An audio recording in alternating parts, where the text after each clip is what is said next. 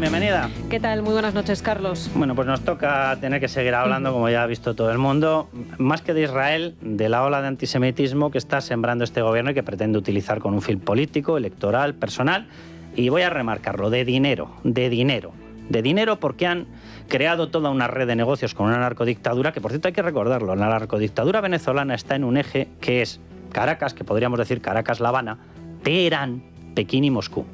Todos les deben parecer muy demócratas y muy pacíficos a nuestros miembros del gobierno. Pero vamos con todo lo que está ocurriendo porque es brutal lo que está pasando ya hoy con marcados de gente, marcados de negocios, marcados de deportistas. Sandra. Enseguida vamos a ir con eso, pero vamos con dos noticias de esta misma tarde. Por un lado, Carlos, el Juzgado de Instrucción número 13 de Madrid ha admitido a trámite la querella que interpuso la Comunidad de Madrid, lo recordarás, contra la portavoz del Grupo Municipal Socialista en el Ayuntamiento de Madrid, Reyes Maroto, por decir que los mayores fueron asesinados en las residencias durante la pandemia. La portavoz socialista, según hemos sabido, tendrá que acudir a declarar el próximo 11 de noviembre a las 12 menos cuarto de la mañana por un presunto delito de calumnias con publicidad. Oye, ¿con qué alegría llaman asesinos a algunos y cómo se cortan para llamar asesinos a asesinos? O sea, por ejemplo, para ellos, no, esta es una página a pasar. Ni juzguemos los asesinatos que quedan pendientes, y Bildu son unos hombres de paz, unos seres de luz que los tenemos que acoger con los brazos abiertos y permitirles, por ejemplo, que hagan homenajes en favor de etarras. Ahora, luego para designar a otros llaman asesinos rapidísimo. ¿De los de Gaza tú les has escuchado de la organización terrorista Hamás llamarles alguna vez asesinos? Porque yo no se lo he escuchado, ¿eh? No. Bueno, y luego además ellos también tienen la piel muy fina, porque cuando ellos pueden llamar a todo el mundo asesinos, pero cuando de repente alguien hace alguna declaración así que se sale un poco como la de Tellado diciendo que se iban a empezar a acabar la fosa del sanchismo, enseguida pues saltaron, ¿no? Como que eso no puede ser. Y a borrar el diario de sesiones. Pero llamar asesina a Isabel Díaz Ayuso pues permanentemente. Bueno, decía yo que había dos noticias de esta misma tarde, Carlos. Por otro lado, la Oficina de Conflictos de Intereses vuelve a archivar la denuncia del Partido Popular contra Pedro Sánchez por Europa. Y claro, dirán nuestros oyentes, qué rápido, ¿no? Porque recordarán que ayer el Tribunal Superior de Justicia de Madrid dio la orden a esa oficina, que hay que decirlo, depende del ministerio de Óscar López, que dejara de marear la perdiz y que investigara de una vez por todas si efectivamente pudo haber un conflicto de intereses a no apartarse el presidente de la deliberación de ese polémico rescate, a pesar de que su mujer, hay que recordarlo, pues estaba patrocinada por Globalia, por Europa, y se había reunido con su CEO, con Hidalgo, en plenas negociaciones. Le daba 10 días para iniciar esas investigaciones. Le han sobrado 9. Le han sobrado 9 en menos de 24 horas. El diligente Óscar López, entre tuit y tuit, ha decidido que un mandato judicial de tienen que investigar, ha dicho, tengo que investigar, ya está, ya ha acabado. Mire, Sánchez es santo, Sánchez es bueno, Sánchez es inocente. Habrá que ver qué hace ahora la justicia, porque espero que no acepten semejante barbaridad y semejante burla. Bueno, tengo que decirte, Carlos, que la noticia la ha filtrado esta tarde el diario El País, es el primer medio que la ha publicado, ¿cómo no? ¿Por qué será? Y lo ha justificado diciendo que, bueno, que en realidad no es que se pusiera a investigar ayer, que como en junio el Tribunal Superior de Justicia de Madrid ya les vino a decir que esto no podía ser así, que iban a tener que investigarlo, pues que ya se habían puesto manos a la obra y que desde entonces que han estado recabando todo el verano informes de la Seguridad Social, del Registro Mercantil, de Globalia, y que la conclusión es que Sánchez no tiene que abstenerse o no tuvo que abstenerse porque Begoña Gómez, abro comillas, no ha desempeñado ni desempeña ningún cargo en las empresas señaladas y por tanto pues no afecta ningún precepto de la ley que pudiera determinar la obligación de abstención del presidente del gobierno. Explico muy rápido lo que dice la ley de conflicto de intereses, que cualquier persona cercana o el cargo en sí mismo, y menciona expresamente al cónyuge, que mantenga vinculación, señor Óscar López, tiene algo que ver con tener un contrato laboral. Vinculación es vinculación. ¿No le parece a usted vinculación, por ejemplo, el hecho de estar reuniéndose con el responsable máximo, con el CEO, con Javier Hidalgo? Y en fechas clave, además. Y lo que tú mencionabas, Sandra, ¿no es vinculación el hecho de que el grupo matriz de la empresa rescatada cree una filial justo en las fechas Guacalúa para patrocinar determinadas cuestiones suyas en el Africa Center? ¿No le parece vinculación? ¿No le parece vinculación que cuando se atasca el rescate resulte que la persona a la que llama Javier Hidalgo es a la mujer del presidente del gobierno y 5 días después el presidente del gobierno a José Luis Ábalos, ese hombre que dicen ustedes que habían apartado, le envía un mensaje diciendo que sí que damos el rescate, ¿eh? Pues como no tenía ningún cargo en Globalia ni en Europa, pues dicen que conflicto de intereses ninguno. Pero además hoy tenemos en la tertulia a Alejandro Entrambas-Aguas, que sigue desvelando en el debate más detalles del tiempo que el hermano del presidente del gobierno, David Sánchez, pasó oculto en la Moncloa mientras simulaba vivir en Portugal para beneficiarse de el régimen fiscal del país vecino, es decir, para ahorrarse impuestos, ¿no? Bueno, pues hoy hemos sabido que no solo vivía a costa de todos los españoles, sino que además a su mujer, a Kaori Matsumoto, le pusieron una ambulancia medicalizada cuando estaba embarazada, era una ambulancia del Palacio de la Moncloa, para que fuera a las revisiones ginecológicas durante su embarazo sin ningún problema. O sea, que Matsumoto al hospital no iba en moto. No iba en moto. Iba en una ambulancia que pagábamos todos los españolitos. Y además que estaba conducida, hay que decirlo, Carlos, luego nos dará todos los detalles Alejandro, pero por agentes de la Guardia Civil, claro. Y ella no tiene derecho, que yo sepa, a escolta oficial. O sea, que la malvada Guardia Civil, que hay que sacarla de la UCO y debilitar la UCO, que hay que sacarla de Cataluña porque es que llevan la bandera de España y les molesta a los separatistas, hay que sacarla del País Vasco, hay que expulsarla de Navarra, hay que reducir su presencia en el control de la inmigración ilegal, si molan cuando van a conducir la ambulancia de Matsumoto. Matsumoto, no vayas en moto. Pues eso es, pero ojo, porque puede parecer un asunto anecdótico, pero no lo es, porque aquí podríamos hablar de un delito de malversación de caudales públicos, que de eso en Moncloa tienen ya mucha experiencia. Bueno, hoy el popular Miguel Tellado le ha preguntado por el ocupa David Sánchez al ministro de Presidencia, Félix Bolaños, y escuchen lo que ha sucedido.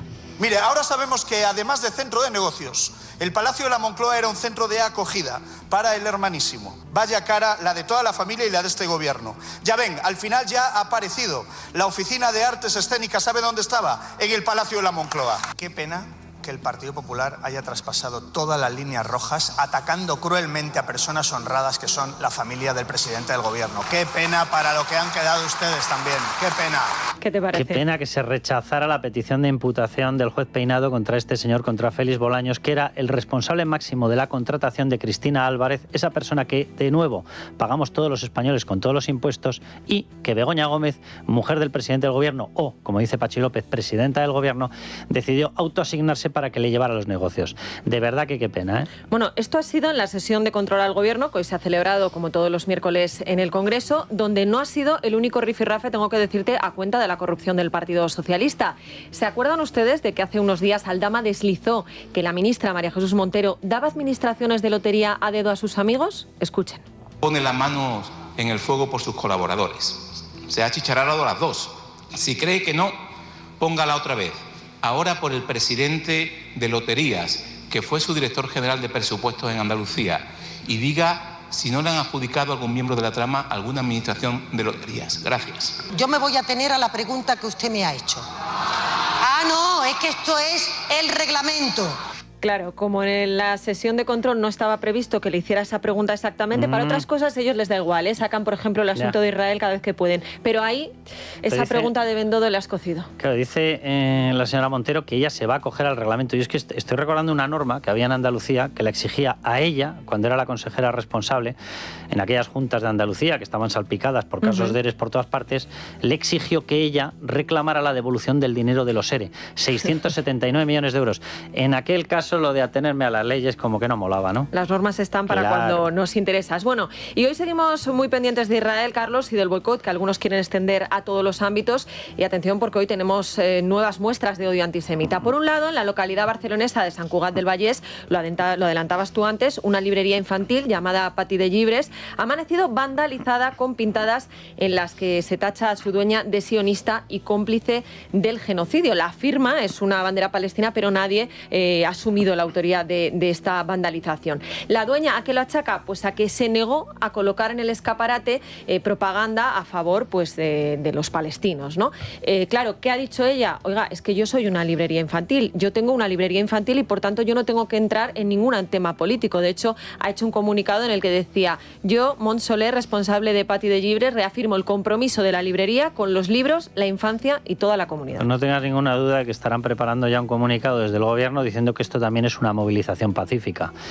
Simplemente por recordar lo que dice la Constitución, ya sé que a esta gente le importa un soberano pimiento y les da olímpicamente lo mismo, pero la Constitución dice que nadie puede estar obligado a declarar absolutamente nada en materia política, sexual, religiosa, sindical, etcétera.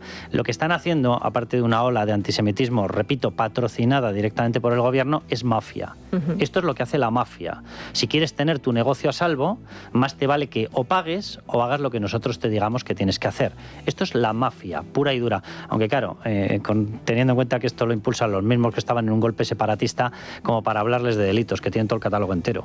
A ello, de todas formas, hay que decir que se suma que la Universidad de Salamanca ha cancelado las charlas de una doctora israelí tras la presión de colectivos estudiantiles. Se trata de Galit Nahari, reconocida experta internacional en técnicas de interrogatorio y detección de mentiras, que tenía que participar hoy, entre hoy y mañana, en unas charlas, en unas jornadas organizadas por las facultades de Derecho y Psicología. El colectivo estudiantil alternativo inició, Carlos, una campaña en redes sociales, empezó a decir que era una investigadora sionista, que estaba a favor del exterminio de Gaza, y decía que independientemente del contenido de su conferencia, que su mera presencia en la universidad era inaceptable, porque además dice, bueno, es que además su campo de estudio es la interrogación policial y técnicas de verificación. Es decir, decían los estudiantes estos, métodos represivos usados para la dominación y el abuso del pueblo palestino. Mire, si tiene alguno dudas de qué va esta película, que escuchen esta argumentación que han dado ellos mismos.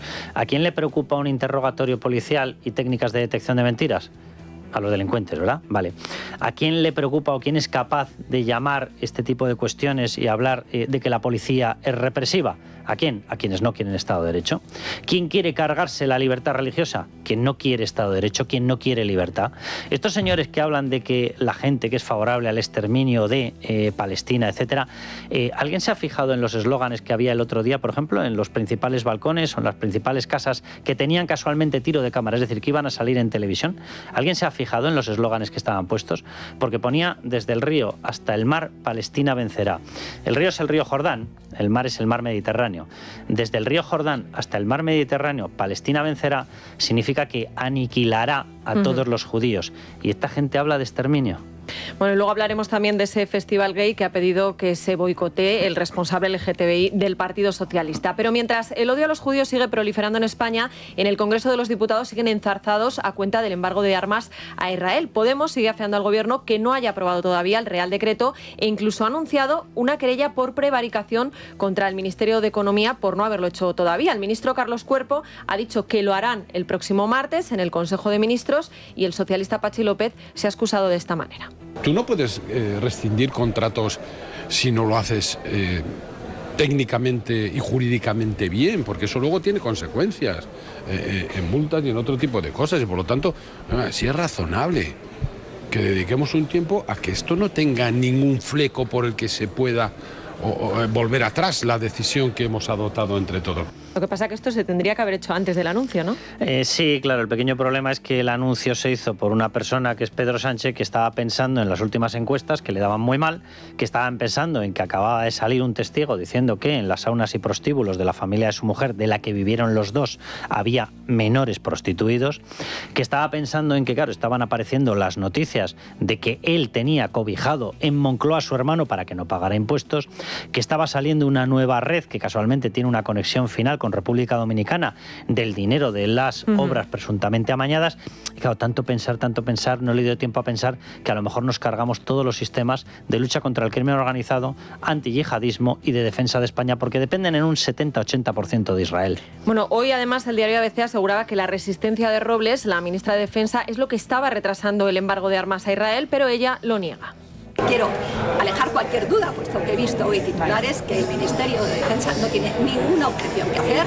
El Ministerio de Defensa, en lo que hace referencia a las Fuerzas Armadas, no, en este momento no tiene ningún vínculo contractual ni de ninguna manera con Israel. Eso no es verdad. O sea, eso no es verdad. Que no estemos cerrando ahora contratos no significa que no tengamos ningún vínculo. Todo el material que hemos comprado, todas las actualizaciones de los sistemas informáticos, de sistemas de espionaje, de inteligencia, de guiado de misiles, el misil Spike es un misil que nosotros elegimos y es un misil israelí. ¿Por qué? Porque resultaba mucho más eficaz, por cierto, más barato y mucho mejor de coordinar, mucho más fácil de coordinar con toda la equipación que nosotros tenemos, por ejemplo, en los Eurofighter.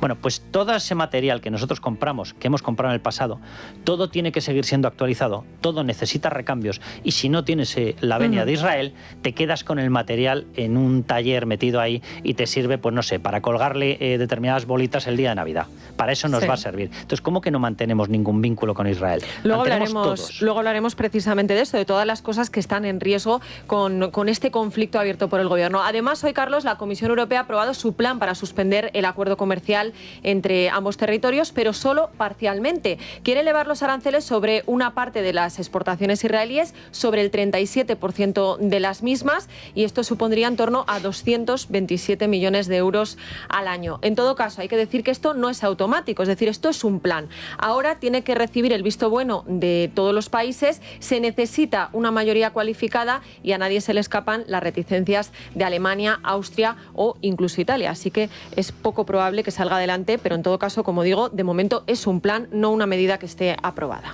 227 millones has dicho, ¿verdad? Sí. Vale, pues las relaciones comerciales de la Unión Europea con Israel superan los 40.000 millones de euros. Vamos a ver, seguro que en Europa hay gente que no está de acuerdo con lo que está haciendo Israel, pero en vez de hacer lo que hace Pedro Sánchez, hacen esto. Sacan un plan que chocará contra un muro, que se dará un tortazo, que no saldrá, y encima que es un plan, repito, de 227 millones de euros, cuando tenemos relaciones comerciales por más de, voy a repetir la cifra, más de 40.000 millones de euros. Vamos, que han hecho una trompeta de 3 pares de narices con esta historia. Y vamos con Cataluña porque además tenemos noticia de última hora. Leo en Libertad Digital ahora mismo, Conde Pumpido acelera la amnistía de la malversación del 1O en el Tribunal Constitucional tras la reunión de Illa con Puigdemont. Luego les daremos más detalles, pero vean cómo aquí todo es dicho y hecho. Esta mañana había sesión de control, lo contábamos antes. Bueno, pues allí Míriam Nogueras le apretaba las tuercas al presidente del Gobierno, le decía, oye, que hay de lo mío, de todas estas cosas, no estáis haciendo lo suficiente. ¿Y qué respondía Sánchez? Bueno, pues en un tono muy conciliador decía lo siguiente. Bajita, ha puesto voz bajita. Mira, presta atención al tono y luego a lo que ha dicho. Ahí es porque cuando más me gusta, con la voz bajita. Sí, pues presta atención al tono y a lo que ha dicho porque se va a entender mucho mejor este titular que ahora abre la portada de Libertad Digital. Señoría, nosotros estamos cumpliendo con los acuerdos de Bruselas y estamos cumpliendo también con la hoja de ruta marcada con su grupo parlamentario. Contamos con el aval del Tribunal Constitucional a la ley de amnistía. Esperamos que esa amnistía se pueda aplicar a todas aquellas personas que se vieron de una u otra manera involucradas en los hechos del año 2017. Le ha faltado decir, no se me enfade, por favor, no se me enfade. Si usted y yo sabemos para qué estamos aquí cada uno. Usted para romper España, yo para seguir en el sillón. Tal cual, bueno, pues esa noticia de Libertad Digital, Conde Pumpido acelera la amnistía de la malversación del 1O en el Constitucional. Bueno, otro de los grandes asuntos del día es la nueva cesión del Gobierno a los independentistas que ayer anunció Junts. La obligación de todas las grandes empresas de atender a los clientes en catalán y ya de paso, para que nadie diga nada, en el resto de lenguas cooficiales. Recordar a nuestros oyentes que ayer nos surgían muchas dudas porque los de Puigdemont hablaban de empresas de toda España que tuvieran más de 250 empleados o que facturasen más de 50 millones de euros. Pues bien, hoy le han preguntado al ministro de Consumo, que es el que teóricamente tiene que liderar todo esto, Agustín Duy, en el Congreso, y él decía que no afectará a empresas de toda España, solo a las radicadas en Cataluña o en otras comunidades donde haya otras lenguas cooficiales. Bueno, es una ley que está en negociación todavía con todos los grupos parlamentarios en la comisión aquí en el Congreso de los Diputados y la voluntad del Gobierno y del Ministerio que yo dirijo es poder garantizar la utilización de las lenguas cooficiales allí donde son reconocidas como tales. La voluntad del Gobierno, decía Agustín Duy. Pero claro, aquí es importante, como siempre, todo lo que tiene que ver con los independentistas. ¿Qué dicen ellos? Bueno, pues escuchen a Míriam Nogueras, a la portavoz de Junts, esta mañana en esos mismos pasillos del Congreso. Se va a aplicar a toda España, es decir, si un cliente contrata la luz en Murcia, ¿tiene derecho a que le respondan en catalán si así lo desea? Els catalans hem de tenir els mateixos drets lingüístics que té un castellà, que té un francès, que té un anglès. Per tant, sí, serà a tota Espanya. Para toda España, dicho. La falta de decir, Bustinduy, que te la llevas. Ahora, de verdad que mala educación, ¿eh? O sea, le preguntan en español y una persona que está diciendo que tienen que tener derecho la gente que habla en catalán a que se le responda en catalán, le responde en catalán. Es que son, de verdad, debe ser la presión que ejerce la boina nacionalista cuando se te aprieta demasiado, cuando te la enroscas ahí en la cabeza, debe producir este tipo de fenómenos. De todas formas, déjame que te comente otro asunto, porque desde Vox han dado por hecho que el Gobierno va a acceder a todo lo que le pidan desde Junts en este sentido, pero lo más grave, dicen, es lo del Partido Popular en Badalona. ¿A qué se refería Pepa Millán, que es la que ha hecho estas declaraciones? A esto que anunciaba anoche Xavier García Albiol, alcalde de Badalona. El pleno del ayuntamiento que celebramos ayer lunes aprobamos una propuesta desde el gobierno municipal para apoyar aquellas iniciativas que ayuden a fomentar el catalán. Nosotros apostamos de manera muy decidida porque nuestra ciudad es una ciudad diversa, es una ciudad muy plural. Una ciudad muy plural. Es una ciudad tan diversa que ustedes han elegido una lengua que solamente se habla ahí. Mire, usted sabrá, señor Albiol, que está jugando. Usted sabrá. A mí me huele a una cosa, que es que, claro, cuando resulta que pones el acento exclusivamente en una cuestión en la cual usted tiene razón en el control de la inmigración ilegal, resulta que a lo mejor ves la sombra de Silvia Orriols, ¿verdad?, que está con esta historia. Y en vez de completar ese programa de actuación, y en vez de ir a más, y en vez de reclamar que Cataluña tiene que ser una zona más del imperio de la ley, en vez de luchar contra la amnistía, que es lo que tiene que hacer, en vez de reclamar que todos tengan acceso al español, va y resulta que usted se mete en esta historia porque por lo visto debe ver la sombra de Orriols desde el retrovisor. Dios bendito, lo que hemos sido y en lo que hemos acabado. Está claro que es muy probable que ese asunto haya estado en la mente, pero claro, en la práctica, Carlos, esto lo que supone es la adhesión, al menos en parte, al llamado Pacto Nacional por la Lengua, que está impulsado, hay que recordarlo, por PSC, Esquerra, Òmnium Cultural y la Plataforma por la Lengua. Claro, o sea, por los golpistas. Eso es, vale, eso era lo que iba a decir. De ahí, por aclararlo, el enfado monumental de Escuela Bilingüe, que ha escrito en sus redes sociales: qué vergüenza, señor Albiol, de la mano de Òmnium Cultural y Plataforma per la Llengua, los acosadores de las familias que piden bilingüismo, los que trabajan por una Cataluña monolingüe y promueven saltarse sentencias y leyes. Hoy Ana Losada lo explicaba así de viva voz. Se habla de dar soporte a las asociaciones que promueven el uso del catalán, es decir, a la ANC, a Òmnium Cultural y a Plataforma por la Llengua, las mismas asociaciones que promueven el incumplimiento de las sentencias y que están detrás del acoso a las familias que piden bilingüismo. Es increíble que el Partido Popular apoye esto en Badalona.